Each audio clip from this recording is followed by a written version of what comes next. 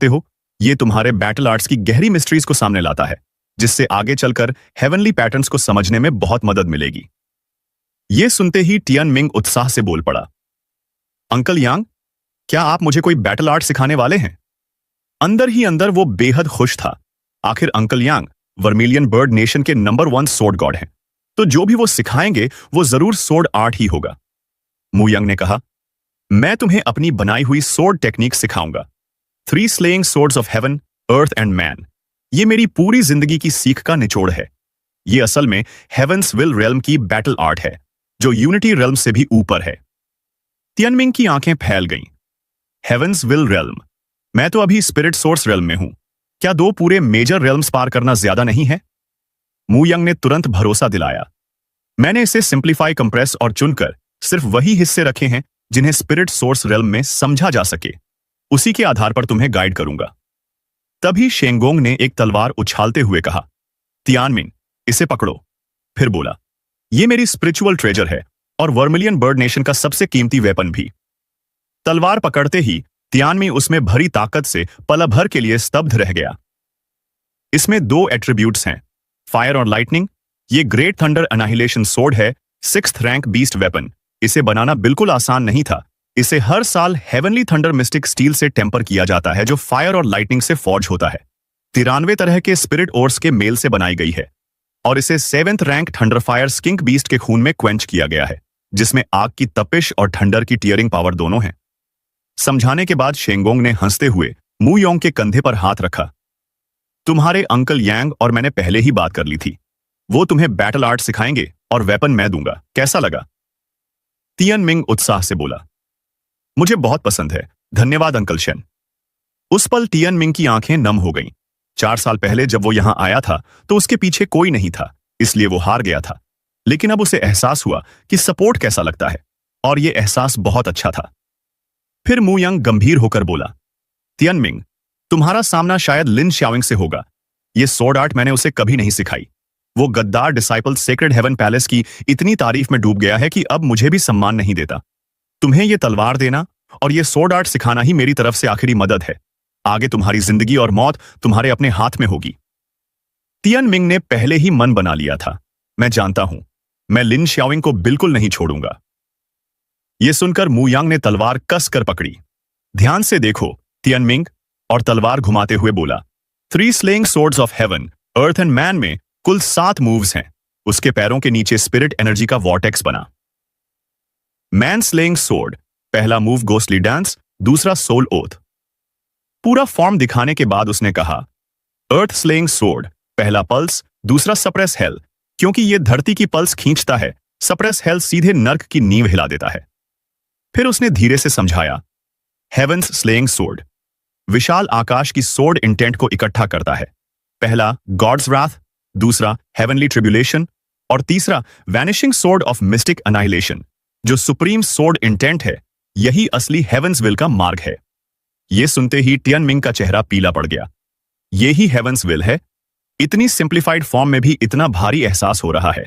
अगर पूरा वर्जन होता तो कितना भयानक होता। मियाओ मियाओ भी दंग रह गया। बहुत कूल है। यिंगहो सीधे बाहर उड़ाया। मैं भी प्रैक्टिस करूंगा, ली तियनमिंग, देखते हैं कौन जल्दी सीखता है। थोड़ी देर बाद मु यंग ने तलवार आगे बढ़ाई। तियनमिंग, पहले इस तलवार से धीरे धीरे प्रैक्टिस करो, जल्दबाजी मत करो। अगले कुछ दिनों तक मैं तुम्हारे साथ रहूंगा, कोई सवाल हो तो पूछना। यिंगहो ने तुरंत आदेश दिया। ठीक है, पहले गोस्टली डांस से शुरू करो भाई। मिरर के सामने जाओ और अभी प्रैक्टिस करो। तियनमिंग ने जोश में कहा, आज मैं गोस्टली डांस के 1000 थ्रस्ट्स करूंगा। देखते हैं 1000 बार करने से एक ही स्ट्राइक का असली एसेंस समझ पाता हूं या नहीं। 1000 बार तो छोड़ो, एक बार भी आसान नहीं था। रात को जब वो सोया तो सपने में प्रैक्टिस करता रहा। गिनती 807 तक पहुंची, फिर 80 थ्रस्ट्स पर रुक गई। सुबह आंख खुलते ही तियनमिंग कराह उठा। मैंने पूरी रात तलवार का सपना देखा। कल 800 से ज्यादा थ्रस्ट्स किए, फिर भी एक स्ट्राइक का एसेंस नहीं समझ पाया। ये बहुत मुश्किल है, उल्टी आने जैसा लग रहा है। तभी यिंगहुओ अचानक बोला, अरे तुम्हारे बालों को क्या हुआ? तियनमिंग हैरान हुआ। कौन से बाल? यिंगहुओ बोला, रंग बदल गया, कितना बदसूरत लग रहा है। तियनमिंग ने मिरर में देखा, सच में उसके बाल ग्रे हो गए थे। ये कैसे ग्रे हो गए? क्या ये वही रंग नहीं है जो पहले मां के बालों का था? अचानक वो चौंक गया। रुको, मां के बालों का रंग, क्या ऐसा हो सकता है? जैसे ही उसने सोचा, उसकी कलाई पर एक और सर्कल उभर आया था। जैसा सोचा था, मेरी माइनर लाइफ कैलेमिटी अभी खत्म नहीं हुई। यह सोचकर तियनमिंग उसी कमरे में गया जहां से चौंकती आवाज आई। क्या तुम्हारी माइनर लाइफ कैलेमिटी अभी खत्म नहीं हुई? मू यांग ने ठोड़ी पर हाथ रखा। मुझे भी इस चीज की ज्यादा समझ नहीं है, लेकिन जितने ज्यादा सर्कल्स हों उतना बेहतर माना जाता है। क्या तुम्हारे शरीर पर कोई असर है? कहीं डिस्कंफर्ट महसूस हो रहा है? तियनमिंग ने सिर खुजलाया। मुझे कुछ महसूस नहीं हो रहा, उल्टा दिमाग और साफ लग रहा है। शायद ये सर्कल मुझे हेवन और अर्थ की स्पिरिचुअल एनर्जी अब्सॉर्ब करने में भी मदद कर रहा है। यह सुनकर मू यांग ने तुरंत कहा, कल भी ऑब्जर्व करेंगे। आज स्वॉर्ड्समैनशिप की प्रैक्टिस जारी रखो और गोस्टली डांस के एक स्ट्राइक का एसेंस समझने की कोशिश करो। तियनमिंग तैयार था। ठीक है, देखते हैं एक और सर्कल से ब्रेक थ्रू होता है या नहीं। उसने तलवार ऊंची उठाई, आंखों में दृढ़ निश्चय था। 1000 गोस्टली डांस स्ट्राइक्स। समय तेजी से बीता और आज तीसरा दिन था जब तियनमिंग मू यांग के साथ स्वॉर्ड प्रैक्टिस कर रहा था, लेकिन मिरर में अपना रूप देखकर वो अब भी खुद को स्वीकार नहीं कर पा रहा था। उसके बाल बिल्कुल उसकी मां जैसे हो गए थे। उदास होकर उसने अपनी कलाई आगे बढ़ा दी। और इतना ही नहीं, उसकी कलाई पर तीसरा काला सर्कल भी उभर आया था और मामला यहीं खत्म नहीं हुआ था। मू यांग ने भी ऐसा हाल पहले कभी नहीं देखा था। वह हैरान होकर बोला, ये आखिर है क्या? तुम्हारे अंदर लेसर लाइफ कैलेमिटी के लक्षण भी हैं, लेकिन साथ ही उसका सौभाग्य भी है। तियनमिंग ने जवाब दिया, अंकल यांग, मैं साफ महसूस कर सकता हूं कि आपके मुकाबले मेरे पास एक सर्कल ज्यादा है। मेरी कल्टीवेशन स्पीड दोगुनी हो गई है। यह सुनकर मू यांग गहरी सोच में पड़ गया। बालों का रंग बदलना और काला सर्कल तो बस बाहरी निशान है। असली बदलाव उसकी कॉन्स्टिट्यूशन में है। सिर्फ कल्टीवेशन स्पीड ही नहीं, बल्कि हेवन और अर्थ की स्पिरिचुअल एनर्जी को महसूस करने, एब्जॉर्ब करने और कन्वर्ट करने की क्षमता भी बढ़ी है और कॉम्प्रिहेंशन में भी उसकी समझ काफी तेज हो गई है। थोड़ी देर सोचने के बाद मू यांग ने आह भरी। बस यही चिंता है कि कहीं 20 साल पहले टिकनी के साथ जो हुआ था वैसा कोई साइड इफेक्ट ना हो। लेकिन तियनमिंग ने तुरंत खुद को संभाल लिया। चिंता क्यों करें? अभी तो कोई दिक्कत नहीं है। मैं पहले अपनी स्वॉर्ड प्रैक्टिस करता हूं। इतना कहकर उसने तलवार पकड़ी और फिर से पागलों की तरह गोस्टली डांस की प्रैक्टिस शुरू कर दी। शायद तियनमिंग को खुद एहसास नहीं हुआ, लेकिन बगल में खड़े मू यांग ने साफ देख लिया था। इसने मास्टरी हासिल कर ली है। लगता है यह सर्कल सच में उसकी कॉन्स्टिट्यूशन और टैलेंट को बढ़ा रहा है। उसने जोर से कहा, यही एहसास है? यह सुनकर तियनमिंग खुशी से भर गया। आखिरकार मैं सफल हो गया। एक और स्ट्राइक। तभी यिंग हुओ ने ताना मारा, कचरा, अभी जाकर मास्टरी मिली है? मैं तो कब से इंतजार कर रहा हूं। जल्दी अगले मूव पर जाऊं। तियनमिंग झुंझलाकर बोला, क्या मैंने तुमसे पूछा? यह देखकर मू यांग ने माथा पकड़ लिया। असल में असली जीनियस तो ये चिकन है। पलक झपकते ही चौथा दिन आ गया और हैरानी की बात यह थी कि सर्कल्स कम नहीं हुए बल्कि 4 हो गए। वाई ने उसकी कलाई देखी तो आंखें चमक उठीं। कमाल है, यह तो मुझसे भी एक ज्यादा है। लेकिन तियनमिंग मुस्कुरा नहीं पाया। मुझे लग रहा है यह चीज रुकने वाली नहीं है। मू यांग अब तक इसकी आदत डाल चुका था। 4 सर्कल्स हैं, केओस बॉडी स्वॉर्ड डांस की प्रैक्टिस जारी रखो। तियनमिंग बोला, इस बार तो मैं बहुत जल्दी मास्टरी हासिल कर लूंगा। लेकिन मामला यहीं नहीं रुका। 5वें दिन तियनमिंग ने घबराकर अपनी कलाई देखी।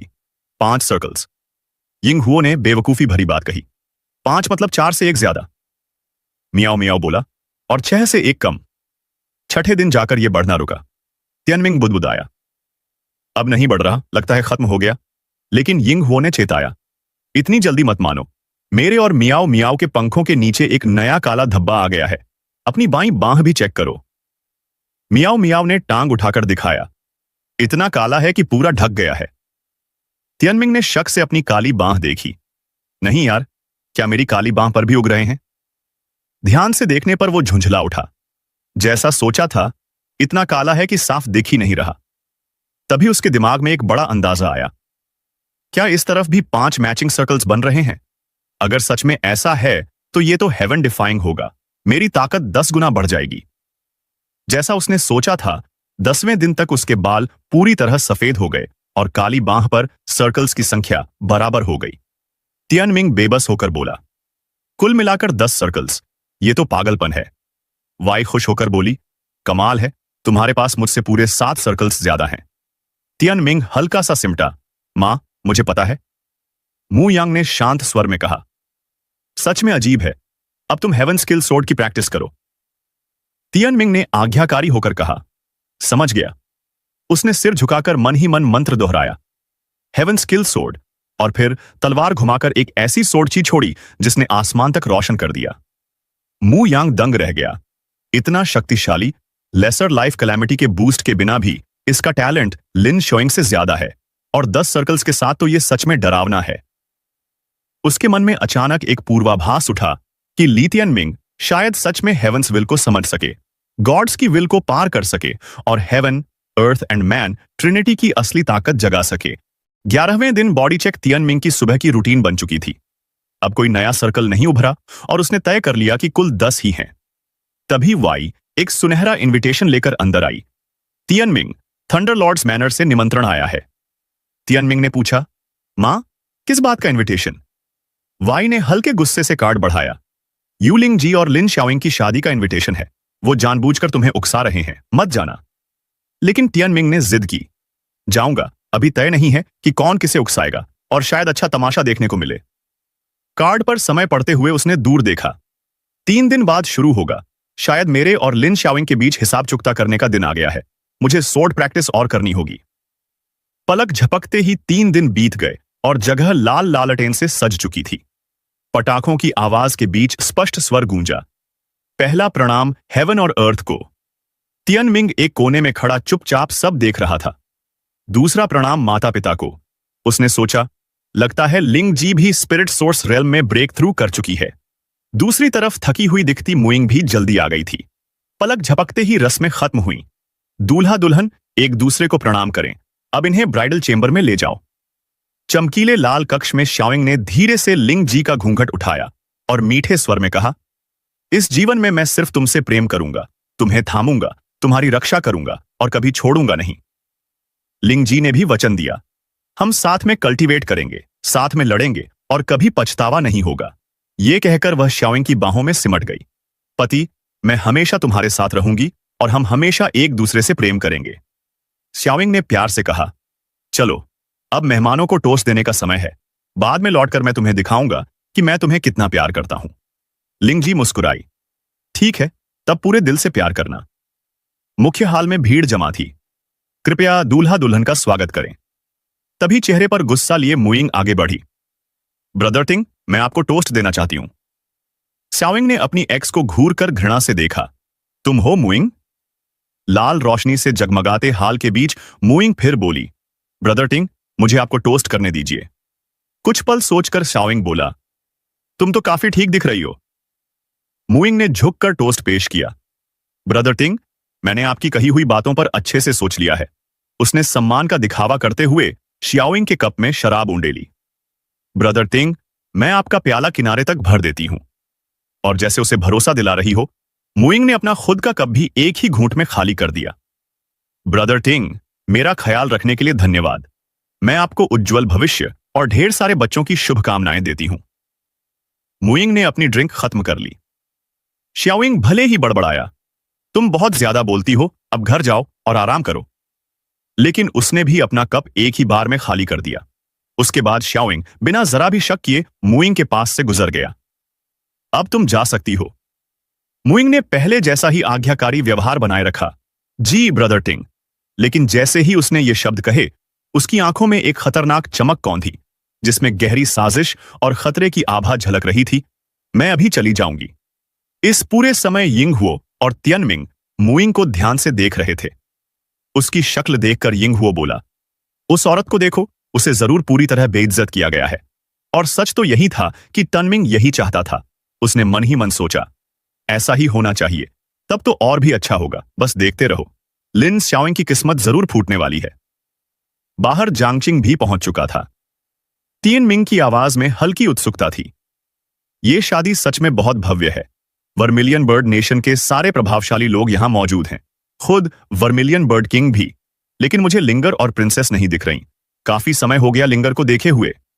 तभी जीकुन ली तियन मिंग के पास आया और उसे डांटते हुए बोला, तुमने अपने बालों को इतना भड़कीला रंग क्यों कर लिया? उसे देखकर तियन मिंग ने शिष्टता से कहा, अंकल। जीकुन आगे बोला, हमारा वे परिवार इतना दिखावा नहीं करता। हमारे नाम पर शर्म मत लाओ। ये सुनकर तनमिंग ने मूर्खों जैसी मुस्कान दी और अपने सिर की तरफ इशारा करते हुए बोला, अंकल, आपको शायद पता नहीं, ये इस साल का सबसे ट्रेंडीस्ट हेयर कलर है। जीकुन ने तिरस्कार से कहा, सच में बेकार बात। और ये तुम्हारा इतना चमकीला कोट क्या है? अपने अंकल की जिज्ञासा देखकर तियनमिंग ने गर्व से कहा, ये मेरी मॉम ने मेरे लिए बनाया है। कैसा है? कूल है ना? तभी एक अधिकारपूर्ण आवाज गूंजी, सभी लोग कृपया कुछ क्षण के लिए शांत हो जाएं। भीड़ को संकेत दिया गया। दोनों डेप्यूटी ओवरसियर्स एक महत्वपूर्ण घोषणा करने वाले हैं। यूएन ने शुरुआत की। सबसे पहले, आज यहां आए सभी मेहमान वर्मिलियन बर्ड नेशन के शक्तिशाली कबीले हैं, जो राष्ट्र और हेवनली पैलेस को अपनी शक्ति देते हैं। मेरी जानकारी में सेंटली हेवनली पैलेस का वे परिवार, उनकी नई पीढ़ी की ताकत साधारण है और वे अब हेवनली पैलेस को संभालने योग्य नहीं रहे। इसलिए हमने हेवनली पैलेस में सुधार के लिए एक ट्रायल आयोजित करने का निर्णय लिया है। यह सुनते ही टियनमिंग की नजर यीशुआन पर टिक गई। उसने उलझन में भौहें सिकोड़ी। टीन सॉन्ग और जीकुन भी इन शब्दों से स्तब्ध रह गए। एक चैलेंज, हेवनली मैंसन रिन्यूअल। यहां तक कि जेंग चेंग भी उन्हें रोकने आगे आया। दोनों डिप्टी ओवरसीजर्स ये नियमों के अनुरूप नहीं है। उसने समझाना शुरू किया कि हेवनली मैंसन रिन्यूअल के लिए सेक्रेड हेवनली मैंसन की मंजूरी और व्यक्तिगत रूप से जारी किया गया चैलेंज ऑर्डर जरूरी होता है। लेकिन युवान ने उसकी बात अनसुनी कर दी और ठंडे स्वर में कहा, क्या तुम मुझे मेरा काम सिखाने की कोशिश कर रहे हो? यूवेंस की ऑरा से दबकर जांग चेन की आंखों में घबराहट उभरी। उसने हल्का झुककर माफी मांगी। जांग चोंग का ऐसा कोई इरादा नहीं था। तभी येल बोली, वर्मिलियन बर्ड किंग, आप वर्मिलियन बर्ड नेशन के राजा हैं। युवाओं का पोषण करना और आने वाली पीढ़ियों की स्थिरता सुनिश्चित करना आपकी जिम्मेदारी है। क्या आप इससे इनकार करेंगे? उसके शब्दों के छिपे अर्थ को समझते हुए जांग चोंग ने शांत स्वर में जवाब दिया, निश्चित ही, जांग चेंग इनकार नहीं करेगा। यह सुनकर इला ने प्रस्ताव रखा, आपकी हैसियत के अनुसार आप इस हेवनली मैंशन रिन्यूअल चैलेंज के लिए भरोसेमंद हैं, इसलिए हमने तय किया है कि आपको हमारे साथ ओवरसियर बनाया जाए। क्या आप सहमत हैं? जांग चंग ने सावधानी से उत्तर दिया, आदरणीय ओवरसियर्स ने मुझे इतना महत्वपूर्ण कार्य सौंपा है। निश्चित ही जांग चंग इनकार नहीं करेगा, चाहे आग के समंदर में कूदना पड़े। क्या मैं पूछ सकता हूं कि वेई परिवार के खिलाफ कौन सा क्लैन चुनौती दे रहा है? यीशुएन ने शांत स्वर में कहा, बिल्कुल, मून स्पिरिट क्लैन, जिसने बैम्बू ड्रैगन नेशन में 1000 साल का विकास किया है और जिसके क्लैन में उत्कृष्ट सदस्य हैं। उनका चरित्र और शक्ति सेक्रेड हेवनली मैंशन द्वारा परखी जा चुकी है। याइल ने आगे कहा, नियम बहुत सरल है। प्रतियोगिता 3 हिस्सों में बंटी होगी। बुजुर्ग, युवा और मध्य आयु वर्ग अलग अलग मुकाबला करेंगे। इतना ही नहीं, हारने वाला पद छोड़ देगा और उसकी जगह दूसरा आएगा। मुकाबला तब तक चलता रहेगा जब तक एक पक्ष के पास भेजने के लिए कोई न बचे। तीनों पीढ़ियों में जो भी 2 से अधिक अंक लेगा वही विजेता होगा। इसी समय लिन जाओ भी आगे आया और बोला, ओवरसियर की ओर से मैं एक बात और जोड़ना चाहता हूं। आज की शादी के बाद हमारा लिन परिवार मून स्पिरिट परिवार के साथ एक हो जाएगा। हमारा थंडर सॉवरेन मैंशन पूरी तरह मून स्पिरिट क्लैन के लिए लड़ेगा। यह तियान चोंग के लिए एक और झटका था। उसने सवाल किया, तुम क्या कह रहे हो? तुम्हारे दोनों परिवार मिलकर हमारे वे परिवार को चुनौती दोगे? उसी समय टियानमिंग को उनकी असली मंशा समझ आ गई। जैसा उसने सोचा था, यह शादी कोई साधारण शादी नहीं थी। सेक्रेड हेवनली मैंशन के ये दोनों दुष्ट लोग मून स्पिरिट परिवार की रक्षा में सच में पागल हो चुके थे। जब हॉल में सन्नाटा छा गया, मूयंग आगे बढ़ा, दोनों डेप्यूटी ओवरसियर्स, मैं आपसे कुछ पूछना चाहता हूं। वे परिवार के हेवनली मैंशन का भावी मैंशन मास्टर होने के नाते क्या मुझे भाग लेने का अधिकार है? उसे वे परिवार के लिए आगे आते देख यीशुआन के चेहरे पर हल्की मुस्कान आई। मूयंग ने एक पल रुककर बिना हिचकिचाए कहा, तुम भाग ले सकते हो। हेवनली मैंशन रिन्यूअल चैलेंज के नियमों के अनुसार मैंशन मास्टर का डिसाइपल युद्ध में हिस्सा ले सकता है। मैं भी तुम्हारी ताकत देखने के लिए उत्सुक हूं। पलक झपकते ही आधी रात हो गई और थंडर सॉवरेन मैंशन का भोज समाप्त हो गया। ब्राइडल चेंबर के सामने श्याओ तिंग की लड़खड़ाती परछाई दीवार पर लंबी खींची हुई थी। वह शराब से लाल चेहरा लिए कमरे में दाखिल हुआ और मीठी आवाज में पुकारा, वाइफी, मैं आ गया। बिस्तर पर लिंग जी ने शर्माते हुए अपना कंधे का पट्टा थोड़ा नीचे खिसका लिया, जिससे उसकी भरी भरी देह झलक रही थी। तो आखिर मेरे पति वापस आ ही गए, उसने रूठे हुए अंदाज में कहा। मैं तुम्हारा कितनी बेचैनी से इंतजार कर रही थी। अगर तुमने फिर ऐसा किया तो मैं तुम्हें सबक सिखाऊंगी। श्याओइंग उसके सामने खड़ी खूबसूरती को देखकर मोहित हो गया। उसके हाथ तेजी से उसका बाहरी चोगा उतारने लगे।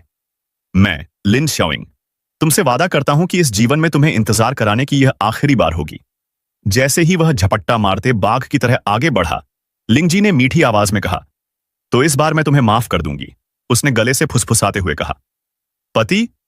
श्याओइंग ने धमकी दी। मैं तुम्हें कल बिस्तर से उठने नहीं दूंगा। लिंगजी ने उसे दिलासा दिया। कोई बात नहीं, हमें कल की लड़ाई में हिस्सा नहीं लेना है। खैर, जैसे ही वह आगे बढ़ने वाला था, श्याओइंग अचानक जम गया। उसका चेहरा सख्त हो गया। फिर उसने तुरंत अपना पेट पकड़ लिया और अपनी कमीज का किनारा कसकर थाम लिया। श्याओइंग को गिरते देख लिंगजी घबराकर चिल्लाई, पति!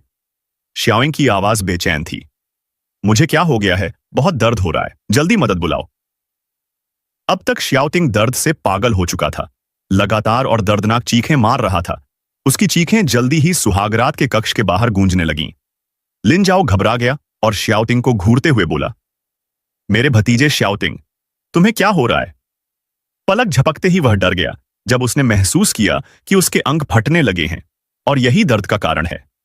भीषण पीड़ा में भी श्याओटिंग किसी तरह कह पाया कि यह जरूर मुइंग का काम है। उसने शराब में जहर मिलाया। वह नीच औरत, मैं उसे जरूर। असहनीय दर्द से टूटते हुए हांफते हुए श्याओइंग गुस्से में गरजा, मैं तुम्हें 100 टुकड़ों में चीर दूंगा। दृश्य बदलकर वेई परिवार की हवेली पर जाता है, जहां निराशा भरी आवाज गूंजती है। वेई परिवार खत्म हो गया। तियन शोंग ने भारी आवाज में कहा, 3 दिन बाद यानवोंग की निर्णायक लड़ाई है। वे दोनों परिवार हाथ मिला चुके हैं। मुझे डर है कि वे परिवार, 2 परिवार की बात ही छोड़ो, अगर सिर्फ मेरे बेटे की हवेली भी होती तो भी जीत की गारंटी नहीं थी। अगर हम एक एक करके भी लड़ते तो भी हालात बुरे ही रहते। बैठक में बस लंबी लंबी सांसें भरी जा रही थीं। पिता गंभीर चोटों के बाद अभी भी एकांत साधना में हैं। अगर वे कल जबरदस्ती लड़ाई में उतरते हैं तो उनके बचने की संभावना बहुत कम है। लेकिन मू यांग ने पहले ही फैसला कर लिया था। उसने दृढ़ आवाज में कहा, मेरे गुरु ने मुझे यह जीवन दिया है और मैं इस परिवार की रक्षा के लिए खुशी खुशी अपना खून बहा दूंगा। मुझे मौत का कोई डर नहीं। यह देखकर भी फूट फूट कर रोने लगी। सब मेरी गलती है। अगर मैं थोड़ा और संभल जाती तो पिता को घायल हालत में युद्ध में नहीं जाना पड़ता। वे पहले ही इतने बूढ़े हैं। मुझे जीने का कोई हक नहीं। तानमिंग ने तुरंत उसे रोका। मां, ऐसा मत कहो, घबराओ मत, बस देखना तुम्हारा बेटा कैसे लेई और सन हवेलियों के उन सारे बदमाशों को काट डालेगा। उन्होंने वेई परिवार को छूने की हिम्मत की है तो मैं उनकी पूरी वंश रेखा मिटा दूंगा। तुम्हारे पास अभी मैं हूं। यह कहकर तानमिंग का चेहरा सख्त हो गया। वह गुर्राया, मैं तो बस किसी मौके का इंतजार कर रहा था। 3 साल से इंतजार किया है। लिन श्याओटिंग, मुझे यह मौका देने के लिए धन्यवाद। मैं तुम्हें निराश नहीं करूंगा। तभी गुओ ने व्यंग्य से हंसते हुए कहा, बस बड़ी बड़ी बातें हैं। यह कोई चुनौती नहीं जहां हम उन्हें एक एक करके लड़ें। हमारी हार तय है। लिंगवान ने दुख से कहा, अब तो कोई उम्मीद ही नहीं बची। मैं तुम सबको बर्दाश्त नहीं कर सकती। उनकी हारी हुई सोच देखकर तनमिंग झुंझलाकर खड़ा हो गया। यहां बैठकर यह सब सुनने से बेहतर है कि मैं साधना करने चला जाऊं। क्या तुम सब इस दुखद किस्मत को स्वीकार कर चुके हो? तियन ने तिरस्कार से कहा, अब आखिरी कोशिश से क्या होगा? तनमिंग ने उनकी बातों को अनदेखा कर दिया।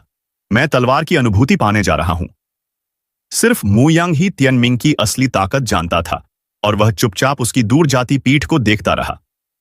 अचानक सन्नाटा एक हंगामे से टूट गया। ली तियनमिंग, जल्दी अकादमी के दरवाजे पर आओ। यू को उसी ने मौत के मुंह में धकेला है। आसमान तुम्हें सजा देगा। ली तियनमिंग। उलझन में तियनमिंग आगे बढ़ा, लेकिन भीड़ में खड़े लोग उसे कोसने लगे। अनजान बनने की कोशिश मत करो। तुम्हें पता है तुमने क्या किया है ना? भीड़ लगातार बड़बड़ा रही थी। उसे जरूर बेइज्जती सहनी पड़ी होगी, इसलिए शर्म से उसने जान दे दी। ऊपर से लिन शाओइंग और उइंग जी की शादी हो गई। उसके सारे भ्रम टूट गए। कितना दुखद है। उनके कठोर शब्द तियनमिंग के कानों में पड़े। उसे अपने की के परिणाम का सामना करना पड़ा। उसके सामने पेड़ से लटकती मुइंग की बेजान लाश थी। मुइंग, तुम तो बहुत चालाक निकली। 3 दिन और भी इंतजार करने की हिम्मत नहीं हुई तुम्हें। अगर 3 दिन और रुक जाती तो लिन शाओइंग का अंजाम देख पाती। फिर भी तियनमिंग ने उसकी आत्मा से कहा, अगर तुम्हारी आत्मा कहीं है तो अगले 3 दिनों तक भी तुम अपने कर्मों से नहीं बच पाओगी। यहीं रहकर देखना। तियनमिंग ने आंखें सिकोड़कर ऐसे कहा जैसे मुइंग उसे सुन सकती हो। इस पल से हमारे बीच सब कुछ पूरी तरह खत्म है। अतीत याद करते हुए तियन मिंग ने सोचा, मैंने तुम्हें अबिसल बीस्ट अरीना में इसलिए नहीं मारा क्योंकि इस दुनिया में उससे भी ज्यादा भयानक सजाएं होती हैं। वह धीरे धीरे मुइंग की लाश के पास गया। मन की पीड़ा जो शरीर को मार दे वह कहीं ज्यादा क्रूर होती है, और यही मेरा तुम्हारे लिए तोहफा है। तभी टानमिंग की नजर उसके पैरों के नीचे पड़ी चीज पर गई। भीड़ ने भी जल्दी ही पत्थर की पटियां पर खून से लिखे शब्द देख लिए। टानमिंग, मुझे माफ करना, मैं तुम्हारे लायक नहीं हूं। यह पढ़कर सब सन्न रह गए। देखो, पत्थर पर कुछ लिखा है। इसका क्या मतलब है? क्या किसी को पता है? क्या लाई टानमिंग ने उसकी मौत का कारण नहीं बना था? फिर वह उससे माफी क्यों मांग रही है?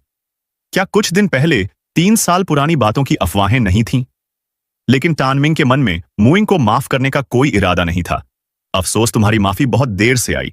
इस दुनिया में पछतावे की कोई दवा नहीं होती। एक गलत कदम उठाओ तो फिर गलतियां ही होती जाती हैं। वापसी का रास्ता नहीं रहता। तभी लिन शाओ भीड़ को चीरते हुए आगे आई और चिल्लाई, सिस्टर मुइंग। फिर उसने कांपते हाथों से मुइंग का शरीर नीचे उतारा और उसकी आंखें बंद कर दी। सिस्टर मुइंग। लगता था लिनिया को कुछ पता नहीं था। क्या हुआ? उसने नफरत भरी नजरों से तियन मिंग को घूरा। तुमने सिस्टर मुइंग को मार डाला, तुम्हें इसका फल मिलेगा। भावुक लिन शाओ का सामना करते हुए तनमिंग शांत स्वर में बोला, लिन शाओ, थंडरलॉर्ड्स मैनर में तुम्हारा स्वभाव सबसे दयालु है। लिन शाओ आंसुओं में चीखी, लेकिन तुम्हारे अपराध घिनौने और माफ न करने लायक हैं। तियन मिंग ने तुरंत जवाब दिया, तुम गलत हो। तुम अभी बहुत छोटी हो और इस दुनिया की सच्चाइयां नहीं जानती। मैं तुमसे पूछता हूं, क्या तुम्हारा बड़ा भाई मर चुका है? यह सुनकर लिन शाओ चौंक गई। उसे कैसे पता कि उसके भाई के साथ कुछ हुआ है? दुआन कंसन के बारे में जो खबर थी वह थंडरलॉर्ड्स मैनर की रेपुटेशन से जुड़ी हुई थी और उसे दबा दिया गया था। अपने अंदर भरी नफरत की वजह से लिन शाओ ने तियन मिंग से पूछा, तुम्हें यह कैसे पता? क्या यह सब तुमने अरेंज किया? यह शैतान देर सवेर इसकी कीमत जरूर चुकाएगा। तियन मिंग उससे और बहस नहीं करना चाहता था, इसलिए वह तुरंत मुड़कर वहां से जाने लगा। उसके रिएक्शन को देखकर उसने अंदाजा लगाया कि वह शायद मरा नहीं है, लेकिन बहुत बुरी हालत में जरूर है। जाने से पहले तियन मिंग ने आखिरी बात कहना नहीं भूला, कुछ साल बाद तुम्हें खुद पता चल जाएगा कि असली शैतान कौन है। उस वक्त लिन शाओ उसकी किसी भी बात को समझ नहीं पा रही थी। वह चीख पड़ी, एक दिन आएगा जब मैं सिस्टर मुइंग का बदला लूंगी, ली तियन मिंग। तभी लिन शाओ की नजर अचानक पत्थर पर लिखे खून से सने शब्दों पर पड़ी। उन्हें पढ़ते ही उसके अंदर भावनाओं का तूफान उठ गया और उसकी आंखों से आंसू अपने आप बहने लगे। उधर तियन मिंग चुपचाप आगे बढ़ रहा था कि किसी ने उसे आवाज दी, तियन मिंग। वह सावधानी से पलटा और बोला, सीनियर, आप कौन हैं? सामने एक युवा लड़की थी जिसके बाल 2 चोटियों में बंधे थे। उसने अपना परिचय दिया, मैं चिन शुआन वू हूं, हेवनली सीक्रेट्स पैलेस से। फिर शुआन वू सीधे मुद्दे पर आई, मैं हिज मैजेस्टी का संदेश वे क्लैन तक पहुंचाने आई हूं। उनसे कहना कि अगर वे निर्दयी तरीके से हमला करें तो उन्हें थंडरलॉर्ड्स मैनर के लोगों को मारने की अनुमति है, लेकिन मून स्पिरिट क्लैन के मामले में उन्हें सिर्फ हराना है, मारना नहीं। संदेश देकर वह तुरंत चली गई। यही वे क्लैन के बचने का इकलौता रास्ता था। तियन मिंग ने जवाब दिया, समझ गया, धन्यवाद। असल में वह दिल से पहले ही जानता था कि मून स्पिरिट क्लैन वही परिवार है जिसे डेप्यूटी एनवॉय सच में बचाना चाहता है, और थंडरलॉर्ड्स मैनर की अहमियत सिर्फ इसलिए है क्योंकि लिन शाओइंग वहां मौजूद है, ताकि मून स्पिरिट क्लैन को सहारा मिल सके। इसके बाद तियन मिंग पूरी तरह अपनी ट्रेनिंग में डूब गया और लगातार अभ्यास करता रहा। अंत में उसने अपनी तलवार की मूठ को मजबूती से पकड़ा और मंत्र की तरह कहा, वन सोर्ड ऑफ प्रोफाउंड अनाहिलेशन। फिर तेजी से वार किया और एक भयंकर सोर्ड ची की लहर हवा में छोड़ दी। सामने नतीजा देखकर उसके चेहरे पर उम्मीद भरी मुस्कान आ गई। अब सब कुछ कल पर निर्भर था। हेवनली मैनर में सक्सेशन बैटल के दिन सुबह सुबह ही भीड़ जमा हो गई थी। लोग आह भरते हुए कह रहे थे, वर्मिलियन बर्ड नेशन को नया मालिक मिलने वाला है। चारों तरफ बातें हो रही थीं। कभी सोचा नहीं था कि वे क्लैन, जिसने इतने सालों तक हेवनली मैनर पर राज किया, इस पीढ़ी में अपनी जगह छोड़ देगा। खाली मैदान को देखते हुए लोग फुसफुसा रहे थे, इनकी मौजूदा पीढ़ी में कोई खास टैलेंट नहीं है। मून स्पिरिट क्लैन और थंडरलॉर्ड्स मैनर की अलायंस के दबाव में वे क्लैन का भविष्य अंधेरा दिख रहा है। सच कहें तो मैं जानना चाहता हूं कि 3 दिन बाद वे क्लैन के कितने लोग जिंदा बचेंगे। ऊपर ऊंचे मंच पर यीशुआन, यिले और जैंग चेंग जैसे जाने पहचाने चेहरे बैठे थे, जिससे भीड़ और जोश में आ गई। डेप्यूटी एनवॉय खुद मौजूद हैं अब वे मैनर के पास वापसी का कोई मौका नहीं। आज के बाद दो सबसे बड़े परिवार रॉयल क्लैन और वे मैनर नहीं बल्कि थंडरलॉर्ड्स मैनर और मून स्पिरिट क्लैन होंगे। तभी किसी ने चिल्लाकर कहा, वे क्लैन आ गया। शोर के बीच तियनकंग की अगुवाई में वे क्लैन के लोग मैदान में दाखिल हुए। उसी वक्त मुआंग ने पूछा, तियनमिंग, उस तलवार टेक्निक की समझ कैसी चल रही है? उसने आत्मविश्वास से जवाब दिया, बस एक कदम और, फिर मैं बैरियर तोड़ दूंगा। यह सुनकर मुआंग को थोड़ी राहत मिली। उसे साफ दिख रहा था कि 3 दिन के अंदर यह सोर्ड आर्ट पूरा हो जाएगा। तभी तियनकोंग बोला, तियनमिंग, 3 साल पहले लियोइंग के साथ तुम्हारी दुश्मनी हुई थी। बदला लेने का यह सही समय है। कितने कॉन्फिडेंट हो? होठों पर ठंडी मुस्कान के साथ तियानमिन ने धीमे स्वर में कहा, 100%। पीछे खड़े गुहाओं को उस पर यकीन नहीं हुआ। सिर्फ बातें मत करो, कॉन्फिडेंस अच्छी बात है, लेकिन घमंड मत करो। उसने सामने की विशाल भीड़ की तरफ इशारा किया। मून स्पिरिट क्लैन और थंडरलॉर्ड्स मैनर के लोग लगभग 100 के आसपास थे, जो वे क्लैन से कम 5 गुना ज्यादा थे। गुहाओं और भी आश्वस्त हो गया। सोचने की क्या बात है, ये तो 5 के खिलाफ 1 की लड़ाई है। ये लोग बारी बारी से हमें थकाकर मार देंगे। लेकिन तियनमिंग का ध्यान सिर्फ लिन शाओइंग पर था, जो उम्मीद के मुताबिक वहां मौजूद नहीं था। वह बस यही सोच रहा था कि वह कैसा होगा और उम्मीद कर रहा था कि वह अभी भी टिका हुआ हो। तभी मुयंग ने कहा, मेरे आदमी ने लून क्लैन में बताया कि लिन शियाओइंग को लाइनेज सेवरिंग पाउडर से झड़ दिया गया है। तियानमिन चौंक गया। धत्तेरे की, तो उसकी फैमिली लाइन सच में खत्म हो गई। मू यंग ने उसे संभालते हुए कहा, लेकिन इससे उसकी लड़ने की ताकत पर असर नहीं पड़ेगा। वह परसों जरूर आएगा, वह जरूर आएगा।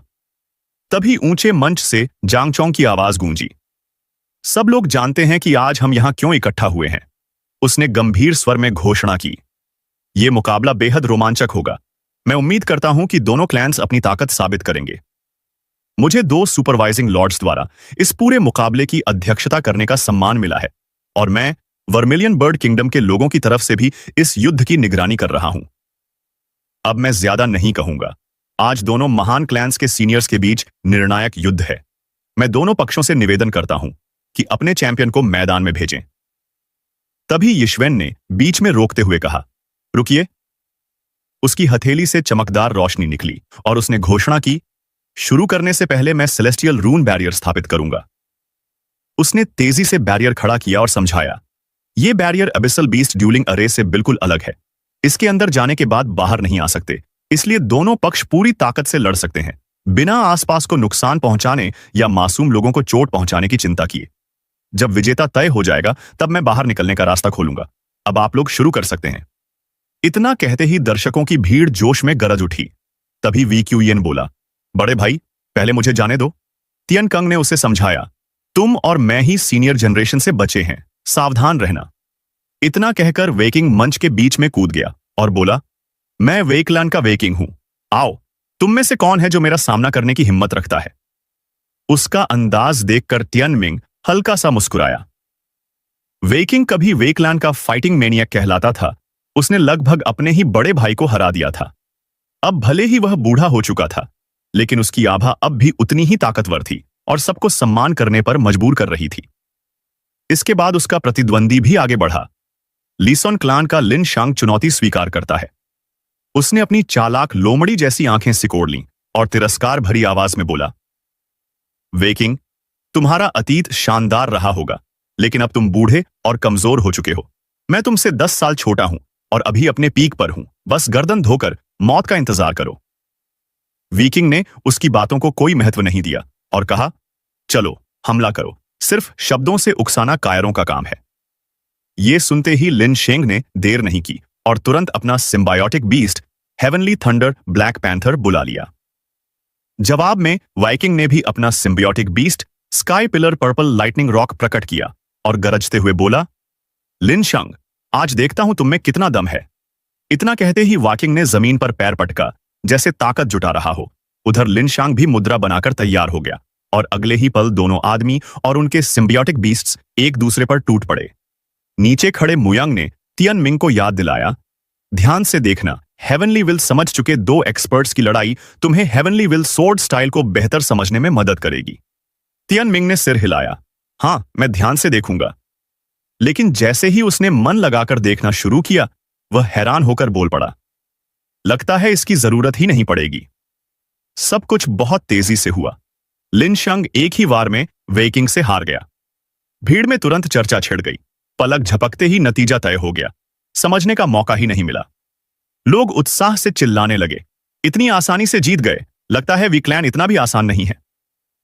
तभी वीकिंग ने विजयी मुस्कान के साथ कहा, मुझे हराने के लिए तुम अभी बहुत कच्चे हो, अगला कौन है, ऊपर आओ। यह देखकर एक और आदमी आगे बढ़ा। मैं लिनहाओ मैदान में उतरता हूं। उसने तलवार कसकर पकड़ी और ऊंची आवाज में बोला, वेकिंग, हमने जिंदगी में 18 बार लड़ाई की है, तो क्या हुआ अगर मैं 18 बार हारा? मेरे पीछे बहुत लोग हैं, लेकिन तुम्हारे पीछे कौन है? चाहे तुम कितने भी ताकतवर हो, आज हम बारी बारी से लड़कर तुम्हें मार डालेंगे। वेकिंग ने बेकार की बातें नहीं की। बहुत बकवास हो गई, सीधे हमला करो। लिनहाओ ने तुरंत अपना symbiotic beast azure cloud lightning mosquito बुलाया और चिल्लाया, जाओ। तियनमिंग घूर कर देखने लगा और हैरान होकर बोला, यह क्या है, इतना बड़ा मच्छर? फिर उसका चेहरा गंभीर हो गया। ये high tier 7th grade lightning type insect beast है। यह धीरे धीरे दुश्मन को थकाने में माहिर होता है। तभी उसे लून क्लैन की मंशा समझ आ गई।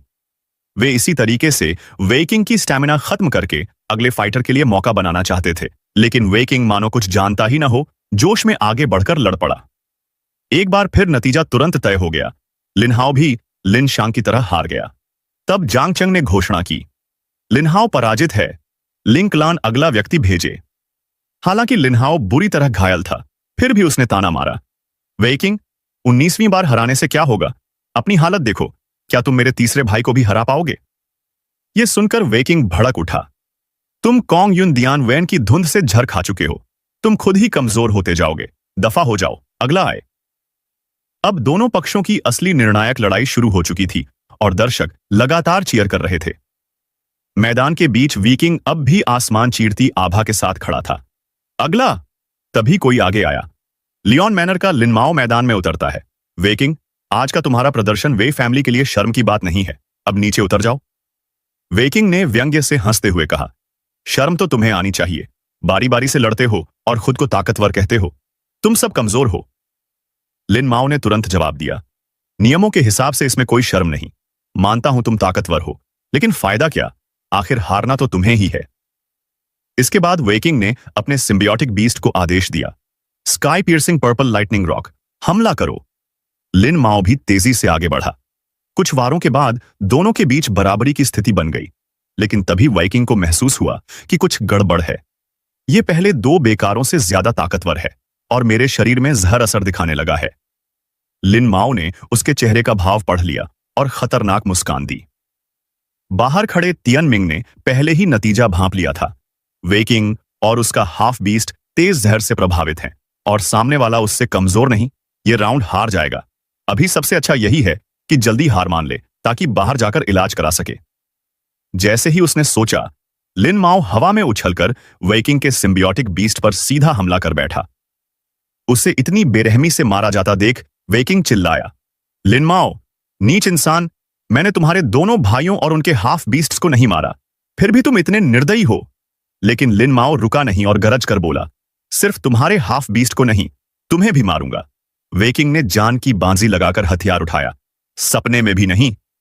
अगले ही पल लिन माओ का हाफ बीस्ट भी मारा गया। वह दहशत में चीखा, ले मिंग। लिन माओ उस आभा से दंग रह गया। ये आदमी अपनी हद पर है, फिर भी ऐसी जानलेवा चाल चलकर मेरे हाफ बीस्ट को मार दिया, मैंने इसे कम आंका। दुश्मन के हाफ बीस्ट को खत्म करने के बाद वेकिंग ने बिना झिझक कहा, मैं हार मानता हूं। उसने ऊपर बैठे लोगों की ओर देखा, डेप्यूटी सुपरवाइजर, बैरियर खोल दीजिए। लेकिन लिन माओ ने मौके का फायदा उठाकर दोबारा हमला कर दिया। तुमने आखिरी वार में अपनी सारी प्राइमल एनर्जी खर्च कर दी, अब तुम सिर्फ मर सकते हो। वेकिंग अचानक हुए इस हमले से चौंक गया और हथियार से रोकने की कोशिश की। उसी समय जांग चेंग भी बोल उठा, लॉर्ड सुपरवाइजर, वेकिंग पहले ही हार मान चुका है। यह दृश्य देखकर तियनमिंग गुस्से से खामोश रह गया। सबको पता है कि वे पक्षपाती हैं, लेकिन क्या उन्हें इसे इतनी खुलकर दिखाना जरूरी है? उसने पहले ही हार मान ली है, फिर भी वे उसे बाहर नहीं जाने दे रहे। तुरंत ही वीईआई QENG की हालत और बिगड़ गई। वह मुश्किल से लिन माओ के सामने टिक पा रहा था। इस वक्त तियान शंग भी शांत नहीं रह सका और गरज कर बोला, सुपरवाइजर, वेकिंग हार मान चुका है। उसकी आवाज इतनी तेज थी कि स्टैंड्स तक गूंज गई, लेकिन यीवेन और यी पहले की तरह चुप बैठे रहे। कुछ पल बाद यीवेन धीरे से बोला, ओह, उसने हार मान ली। माफ कीजिए, मुकाबला इतना रोमांचक था कि ध्यान ही नहीं गया। अभी गेट खोलता हूं। जैसे ही वेकिंग अपना खून से लथपथ हाथ पकड़कर बाहर भागा, लिन माओ फिर से हमला करने दौड़ा। कहां भाग रहे हो? शुक्र है कि मुयांग ने वेई चिंग के पीछे खड़े होकर उसे रोक लिया। लिन माओ पीछे हट गया और धीमी आवाज में धमकी दी, अगर एक कदम और बढ़ाया तो बिना दफन किए मरोगे। मुयांग की आंखों में भयानक किलिंग इंटेंट देखकर लिन माओ सिहर गया और पीछे हट गया। उसका दम घुटने लगा था। इसके बाद लिन जियाओ आगे आया। तीसरे भाई, अब आप नीचे उतर जाइए, आपका काम हो गया, बाकी हम संभाल लेंगे। उसने धीरे से जवाब दिया, हां बड़े भाई। आंसू बहाते हुए तियानशंग ने वेकिंग को संभाला। माफ करना भाई, मैं बेकार हूं। उसने तुरंत उसे दिलासा दिया, ऐसा मत कहो, अगर वे बेरहम होते तो तुम्हें मार डालते। भाई, शायद हमारी भाईचारा यहीं तक था। तुम्हें जिंदा रहना है और लौटना है। यह सुनकर तियानशांग ने आदेश दिया, कोई वेकिंग को तुरंत इलाज के लिए ले जाए। स्पिरिचुअल मैरो पर कोई खर्च मत रोको, उसे हर हाल में ठीक करना है। वेकिंग की दुखद हालत देखकर वेई और लिंगवन हाथों में चेहरा छुपाकर रो पड़े। तियान मिंग भी बेहद तनाव में था। आज की लड़ाई कुल मिलाकर असफल रही थी। अगले मुकाबले में मैं जान की बाजी लगा दूंगा। अगर अंकल यांग कल तक टिक पाए तो अभी भी मौका है। लेकिन उन्हें आराम का मौका भी नहीं मिला और यीशुअन ने आदेश दिया, ठीक है, समय बर्बाद मत करो, तियानफू मैच जारी रखो। इस बार तियानशंग खुद आगे बढ़ा। वेई फैमिली का तियानशंग मैदान में उतरता है। पल भर में वह बैरियर के भीतर दिखाई दिया। उसकी आभा आसमान छू रही थी। तियानशंग को उतरते देख युआ लिंग भी बैरियर में दाखिल हुआ। थंडर लॉर्ड, मैं जाकर उसकी ताकत परखता हूं, लिन श्याओ ने शिष्टता से कहा। तो फिर आपको कष्ट दूंगा मित्र। इसके बाद युआ लिंग ने अपना नाम घोषित किया, उलिंग फैमिली का होंग। मुकाबले से पहले उसने जोड़ दिया, सर, मेरे लिए जान जोखिम में डालने की जरूरत नहीं, मैं तो बस देखना चाहता हूं कि आपकी कितनी ताकत बची है। अंदर ही अंदर वह सोच रहा था, थंडर लॉर्ड्स मैनर के लिए जान क्यों दूं? मैं तो बस दिखावे के लिए आया हूं। असली ताकत में तो मुझे इस मंच पर खड़े होने का हक भी नहीं। तियानशांग ने बेकार की बातों में समय नहीं गंवाया। तुम कौन हो, इससे फर्क नहीं पड़ता। मैदान में आए हो तो लड़ो। तियान मिंग ने तियानशांग के सिम्बायोटिक बीस्ट को देखकर चौंक कर कहा, क्या यह 8वें रैंक का एम्परर बीस्ट है? हाफ बीस्ट्स का सम्राट। अगले ही पल दोनों पक्षों के कंपेनियन बीस्ट्स आसमान में भिड़ गए और नीचे तियानशंग ने यूलिंग पर जोरदार हमले शुरू कर दिए। लड़ते हुए उलिंग मन ही मन घबरा रहा था। इतना ताकतवर, कहते थे इसकी सिर्फ 60% ताकत बची है, फिर भी इतना भयानक। काश मैं ऊपर नहीं आता, शुरू से थंडरलॉर्ड्स मैनर वालों को ही लड़ने देता। उसका हाफ बीस्ट भी तेजी से कुचला जा रहा था। बिना देर किए उलिंग ने हाथ उठाकर चिल्लाया, रुको, मैं हार मानता हूं, सरेंडर। उसी क्षण यीशु की सुनने की क्षमता जैसे असाधारण हो गई और उसने धमकी भरे स्वर में कहा, अगर नहीं रुके तो क्या वे तियानशंग जीना नहीं चाहता? स्पिरिचुअल पावर बैरियर के भीतर दोनों कंपेनियन बीस्ट्स की आभा से नतीजा साफ था। कायर उलिंग दया की भीख मांग रहा था। रुको, सरेंडर।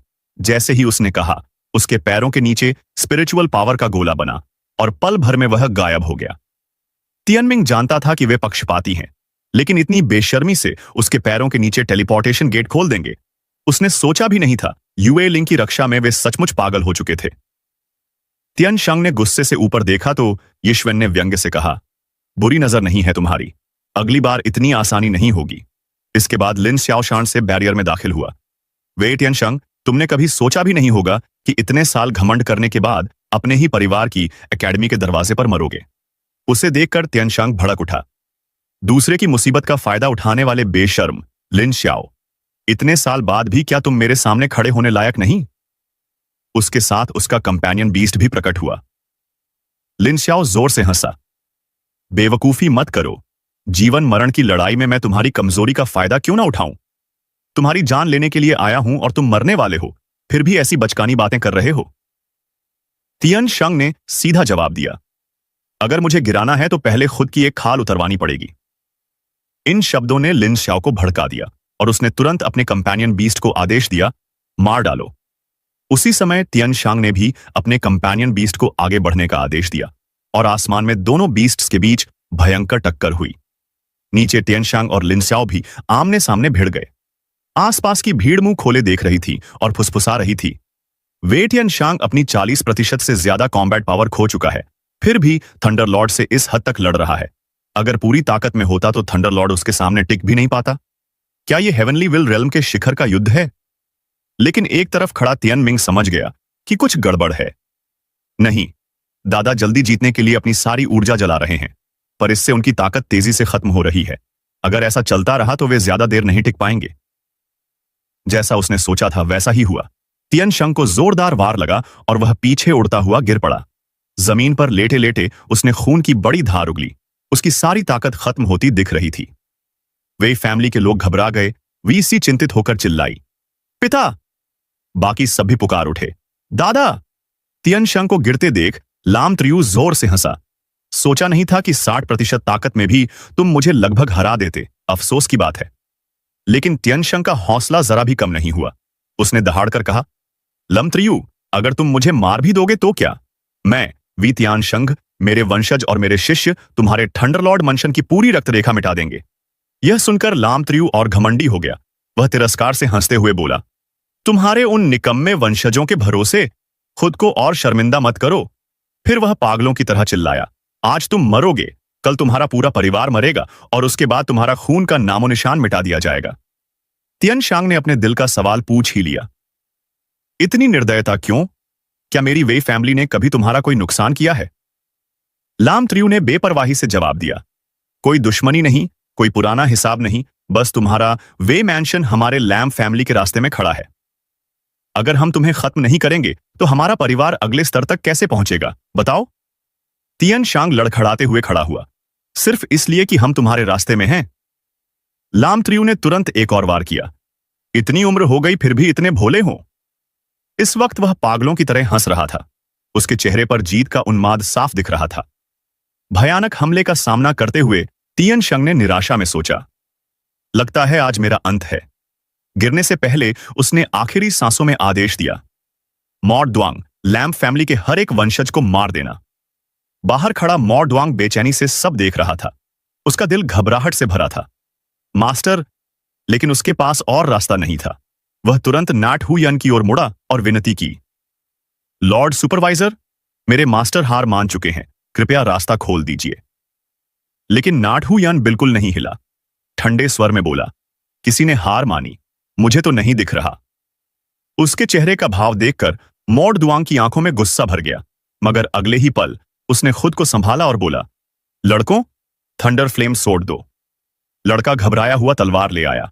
ये लीजिए अंकल द्वांग। मॉड द्वांग ने तलवार कसकर पकड़ी और धीमे स्वर में कहा, सब लोग थोड़ा पीछे हट जाओ। उसके हाथ में तलवार से जबरदस्त स्पिरिचुअल एनर्जी फूटने लगी। अर्थ स्लेइंग सोर्ड। अचानक काले आसमान में अनगिनत बिजली की लपटें चमक उठीं और उनमें से एक सीधा मॉड द्वांग पर गिरी। नाट हुयान ने चौंक कर ऊपर देखा। क्या मॉड द्वांग हेवनली थंडर बुला रहा है? नॉट लॉय ने अंदाज लगाया, शायद उसके हाथ की तलवार की वजह से। तभी मॉड द्वांग के सिर के ऊपर स्पिरिचुअल एनर्जी का घेरा बना। उसने धीरे से मंत्र बोला, पल्स। अगले ही क्षण चमकती आभा से भरी तलवार जमीन में धंस गई और धरती फट पड़ी। उस शक्ति के असर से पूरे मैदान को घेरे सेलेस्टियल बैरियर में अजीब हलचल हुई और सबकी आंखों के सामने वह विशाल बैरियर टुकड़ों में टूट गया। नैट हुयान स्तब्ध रह गया। यह कैसे संभव है? नॉट लॉय भी सन्न रह गया। Celestial barrier. उसी समय मॉड द्वांग तुरंत तियन शंग के पास पहुंचा और उसे संभाल लिया। मास्टर। मंच पर अब 3 आकृतियां खड़ी थीं, जिनसे भारी और उदास आभा फैल रही थी। मॉड डुंग ने सीधी चेतावनी दी, जो भी मेरे पूज्य मास्टर को मारने की हिम्मत करेगा, मैं मॉड डुंग कसम खाता हूं कि इस जन्म में उसका पूरा कबीला खत्म कर दूंगा और उन्हें अपने मास्टर के साथ दफना दूंगा। जीत के उस पल में रुकावट पड़ने से लम त्रियू गुस्से में गरजा, मो द्वांग। दूसरी ओर नैट हुयान नॉट लॉय से धीमे स्वर में बोला, एक ही वार में सेलेस्टियल बैरियर तोड़ दिया। क्या तुम ऐसा कर सकते हो? उसने जवाब दिया, बिल्कुल नहीं, न तुम न मैं। तो ये मॉड द्वांग आखिर किस स्तर का शक्तिशाली व्यक्ति है? जैसे इसी पल का इंतजार था, तियन शांग ने ऊंची आवाज में कहा, लाम त्रियू, मेरा यह शिष्य अपनी पीक पर मुझसे 80% ज्यादा ताकतवर है। तुम्हारे बेटे उससे क्या मुकाबला करेंगे? आज मेरी वे फैमिली हार गई, लेकिन कल हम सब कुछ वापस लेंगे। इसके बाद मो डुआंग ने सावधानी से तियानशंग को सहारा दिया। मास्टर, चलिए, तियानशंग ने कृतज्ञता से कहा। मो डुआंग, आज तुम थे इसलिए मैं बच गया। यह दृश्य देखकर नट हुयान की आंखों में दिलचस्पी चमक उठी। सोचा नहीं था इस छोटे और पिछड़े देश में ऐसा छुपा हुआ प्रतिभाशाली मिलेगा। मामला और मजेदार होता जा रहा है। स्टैंड्स में लोग लगातार फुसफुसा रहे थे। देखा तुमने? मो डुआंग ने सेलेस्टियल बैरियर तोड़ दिया। सच में अगले मैंशन लॉर्ड बनने लायक है। कितना शक्तिशाली है। लाम ट्रियू ने तुरंत मांग रखी। लॉर्ड सुपरवाइजर, मो डुआंग ने बैटलफील्ड में हस्तक्षेप किया है। मैं आपसे निवेदन करता हूं कि उसे मार दिया जाए। ऊपर बैठे यीले ने भौहें सिकोड़ी। अगर पता होता कि वह इतना सक्षम है तो उसे भाग लेने ही नहीं देना चाहिए था। यूएन ने जोड़ा, नियम अभी भी बदले जा सकते हैं। तभी जांग चोंग ने बीच बचाव किया। सब लोग शांत रहें। मेरा मानना है मुयंग का इरादा सिर्फ एक जान बचाने का था और वेई तियान शेंग पहले ही हार मान चुका था, इसलिए आज वेई रेसिडेंस हार गई और यूइंग फैमिली को एक अंक मिलता है। यह सुनकर यीशुआन ने आखिरकार बात टालना ही बेहतर समझा। अगर इससे देश में हंगामा हो गया तो लोंग तियानजी खुश नहीं होगा। उसे बड़े बवाल बिल्कुल पसंद नहीं है।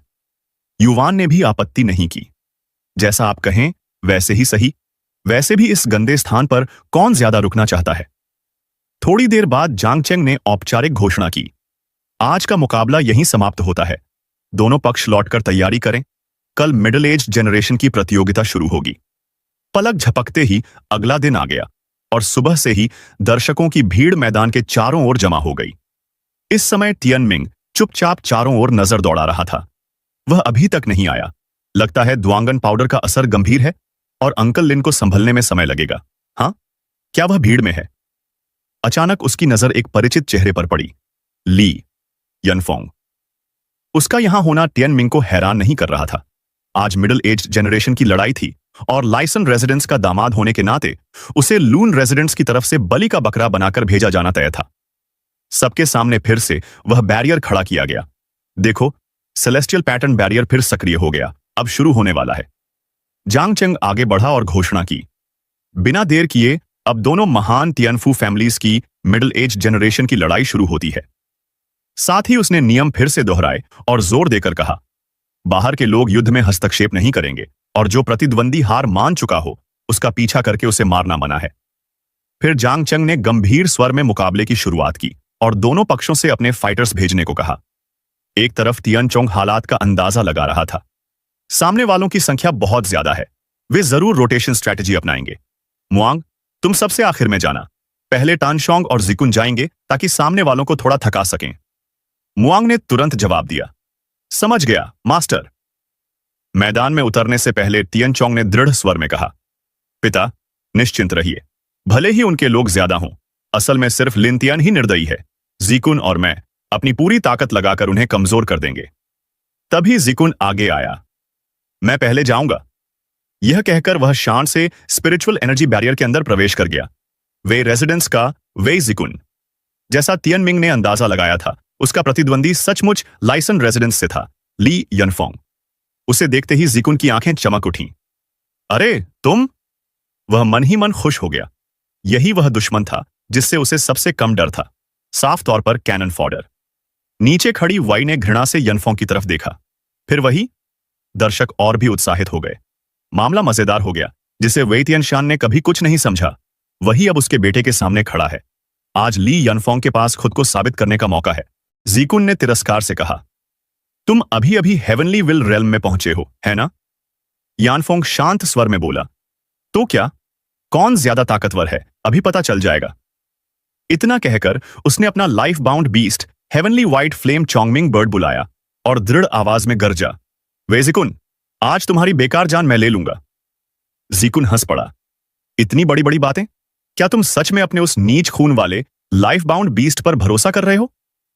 उसने तुरंत अपना लाइफ बाउंड बीस्ट बुलाया, 5 क्लॉड डायमंड रॉक, और घमंड से बोला, तुम जैसे नीच जन्म वाले लोग दूसरों के लिए जान देने वाले कुत्ते से ज्यादा कुछ नहीं। लेकिन तभी सबकी आंखों के सामने यनफोंग ने पहला हमला कर दिया। आज तुम्हारे चेहरे की यह मुस्कान मिटाकर तुम्हें घुटनों पर झुकाऊंगा। जिकुन बिना झिझक आगे बढ़ा। कचरा कहीं का, भूल गए जब मेरे पिता ने तुम्हें घर से निकाल दिया था। अगले ही पल आसमान में दोनों पक्षों के बीच भीषण टक्कर शुरू हो गई। दूर से देखती युवेलिंग ने कहा, ली यनफोंग, इतना भी बुरा नहीं, अभी ब्रेक थ्रू किया है और फिर भी वे जिकुन से बराबरी कर रहा है। लीनो ने ठंडी हंसी के साथ कहा, बराबरी? जरा ध्यान से देखो। जैसे ही उसने कहा, मैदान में जिकुन को यनफोंग के वार ने पीछे धकेल दिया। उसी पल यनफोंग की आंखों में घना किलिंग इंटेंट भर गया।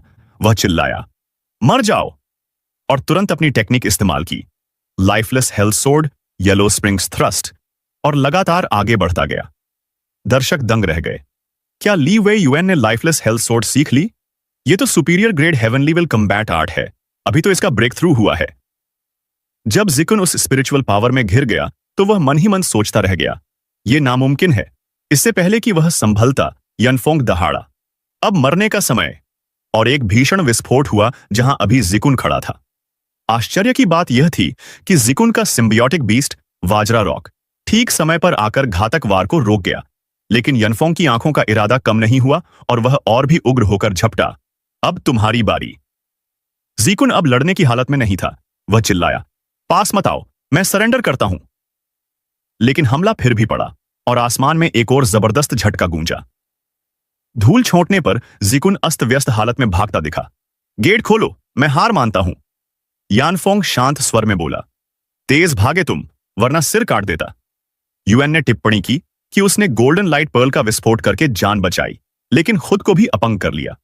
जैंग चांग ने सुपरवाइजर से गेट खोलने को कहा। यह सब देखकर तियानमिंग की आंखें फैल गईं। ये क्या, ली वे युएन इतना ताकतवर कब हो गया? तभी यानफोंग ऊंची आवाज में बोला, मैं साधारण पृष्ठभूमि से आता हूं, मेरे पास हेवनली कल्टीवेशन मेथड नहीं था। मुझे टियान कंग ने 5 साल तक ठुकराया क्योंकि मेरी कोई हैसियत नहीं थी, लेकिन मैंने वे 5 साल बर्बाद नहीं किए। जब मेरे पास कल्टीवेशन मेथड नहीं था तो मैंने पहले हेवनली विल की दृढ़ता साधी और हेवनली विल को समझा। बोलते बोलते वह और जोश में आ गया। आज मैं, ली वे युएन, यहां खड़ा होकर उन सबको दिखाऊंगा जो दूसरों को नीचा समझते हैं कि उन्हें डर से कांपना चाहिए। वेकलैन, अपना अगला फाइटर भेजो। तभी टियनचोंग गुस्से से भरकर आगे बढ़ा। ली वे युएन, दुष्ट, मैं तुम्हें टुकड़े टुकड़े कर दूंगा। लेकिन टियनचोंग जैसे मजबूत प्रतिद्वंदी के सामने भी वे युएन ने उसकी तलवार को आसानी से रोक लिया। पीछे खड़ा लाइनो मुस्कुराया। वे युएन, वेकलैंड भले लोगों को नीचा समझे, लेकिन मेरा थंडर फायर मैंशन तुम्हारे जैसे सेल्फ मेड हीरोज का सम्मान करता है। आज अगर तुम वे टियनचोंग का सिर ले आए तो मैं एक दिन खुद पद छोड़ दूंगा। मेरा बेटा लिन तंजन थंडर फायर मैंशन का मास्टर बनेगा और तुम वाइस मैंशन मास्टर बनोगे। मेरे बेटे और मेरे बाद सबसे शक्तिशाली तुम ही रहोगे। ये शब्द सुनकर वे युएन में नया जोश भर गया। वह उग्र होकर बोला, लॉर्ड लियोन, आपके इस उपकार को मैं कभी नहीं भूलूंगा। आज वे टियनचोंग का सिर थंडर फायर मैंशन को अर्पित करूंगा। कुछ वारों के बाद भी वह ताना मारता रहा, flame yellow palace master, vermilion bird, nation के इतने संसाधन खाकर भी तुम कचरा ही हो, कचरा। अगर मुझे तुम्हारे संसाधन मिलते तो मैं तुमसे 10 गुना ताकतवर होता। वेतियन, अपने भाई का बदला नहीं लोगे? तुम जैसे मूर्ख फ्लेम येलो पैलेस मास्टर कैसे बन गए? दर्शकों में फिर से चर्चा शुरू हो गई। लाई युएन तो पिछली बार से भी ज्यादा ताकतवर है। क्या उसका लाइफ बाउंड बीस्ट वे टियनचोंग से भी ज्यादा शक्तिशाली है? क्या उस दिन वे टियनचोंग द्वारा अपमानित किए जाने का बदला अब ले रहा है? हालात बिगड़ते देख मुआंग ने सुझाव दिया, हार मान लो, अगला राउंड मैं संभाल लूंगा, मास्टर को और तकलीफ मत दो। यह सुनकर तियानचोंग की आंखें भर आईं। उसके पिता के 2 बेटे थे, एक पहले ही अपंग हो चुका था। अगर वह जिद में लड़ता रहा तो क्या अंत में उनके पिता को सिर्फ वेई के सहारे ही जीना पड़ेगा? यह सोचते ही वह घुटनों पर गिर पड़ा और बोला, मैं हार मानता हूं, मैं सरेंडर करता हूं, सुपरवाइजर, मैं सरेंडर करता हूं। तभी वयुआन ने तिरस्कार से हंसते हुए कहा, कचरा, कितनी शर्म की बात है, मैं तो मरना पसंद करूंगा लेकिन सरेंडर नहीं करूंगा। मानो उसका बदला अभी भी पूरा नहीं हुआ था। वह सीधे चिल्लाया, वे, क्या तुम देख रही हो, तुम्हारा वे क्लैन कोई खास नहीं है। मुझे पहले यह कहने का मौका नहीं मिला, लेकिन आज मैं पूरी दुनिया के सामने सच साफ कर दूंगा। कुछ लोग सोचते हैं कि मैंने उस मां बेटे के साथ गलत किया, लेकिन आज मैं सबको बताना चाहता हूं कि मैं उसका कुछ भी कर्जदार नहीं हूं। इतना ही नहीं, उसने खुलकर ऐलान कर दिया कि ली तियानमिंग मेरा बेटा ही नहीं है। बैरियर के अंदर वे युएन की आवाज साफ गूंज रही थी। उस समय वे खुद मेरे पास आई थी जब वह पहले से 3 महीने की प्रेग्नेंट थी और मुझसे शादी करना चाहती थी।